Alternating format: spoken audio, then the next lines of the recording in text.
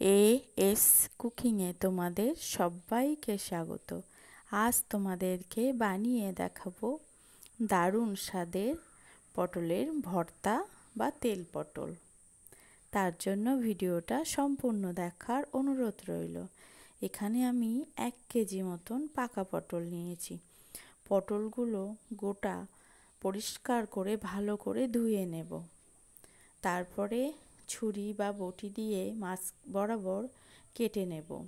এইভাবে কেটে নিলে এই পটলের ভিতরে পোকা থাকলে খুব সহজেই বোঝা যায়।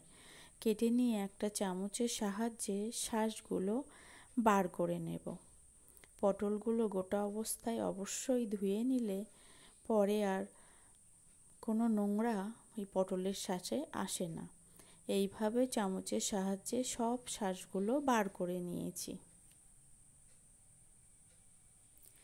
এটা বানাবো আজ সম্পূর্ণ নিরামিষভাবে। কড়াইতে প্রথম তেল গরম করে 4-5টা শুকনো লঙ্কা ফাটিয়ে দিলাম।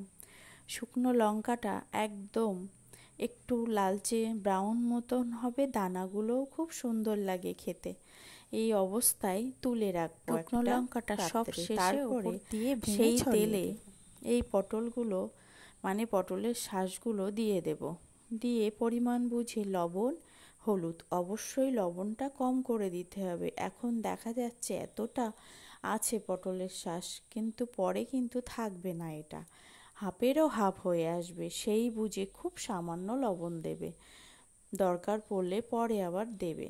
আর দিলাম অল্প কাশ্মীরি লাল লঙ্কার গুঁড়ো, এরা দিতেও পারো নাও দিতে পারো। এইভাবে লো টু মিডিয়াম আঁচে অনবরত এটাকে নাড়তে হবে, নইলে তলা থেকে ধরে যেতে পারে। এইভাবে বানিয়ে নিতে হবে। যত পাশ দিয়ে তেল ছাড়বে তত রান্নাটা প্রায় হয়ে আসবে। তলাটা লেগে লেগে যাবে অথচ পুড়বে না। খুব সময় ধরে ধৈর্য ধরে এটাকে বানিয়ে নিতে হবে। ভিডিওটা ভালো লাগলে অবশ্যই একটা লাইক, বন্ধু বান্ধবের সাথে শেয়ার, আর কে কে খেতে ভালোবাসো এই পাকা পটলের ভর্তা বা তেল পটল অবশ্যই কমেন্টে জানিও। আর সাবস্ক্রাইব করে পাশে থাকার অনুরোধ রইল। এবার পটলের নুনটা ঠিক মতো চেখে নিলাম, নুন মিষ্টি চেখে নিয়ে প্রায় হয়ে এসছে। এবার অল্প দিলাম মরিচ গুঁড়ো দিয়ে সুন্দর করে মিশিয়ে নিলাম। নিয়ে এই যত পাশ দিয়ে তেল ছাড়বে, প্রথমে মনে হচ্ছিল তেল অল্পই দেয়া, ওই তেলটাই কিন্তু বেরিয়ে আসবে। এই তেলটা আমি আলাদা পাত্রে নিয়ে নিয়েছি। আর বাদবাকি পটল এই